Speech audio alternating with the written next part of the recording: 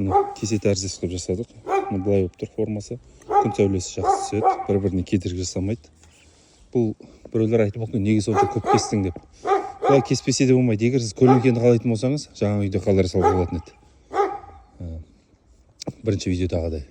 Егер сіз жеміс қалайсыз ба, ағаштардың жемісінің сапасы жақсы болуын қалайсыз ба, бәсекелесті алу керек. Күн сәулесі жақсы түсетін қылып жасау керек. Құрылысын әдемілеу керек.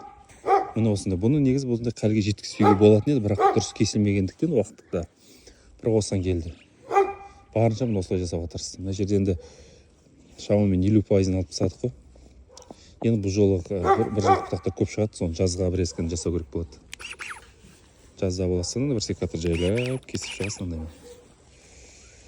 Сол міне бір ағаштың өзі қанша уақыт кетті негізі. Биыл өнім салады, Құдай қаласа өнім береді, бүршіктер қалдырдық.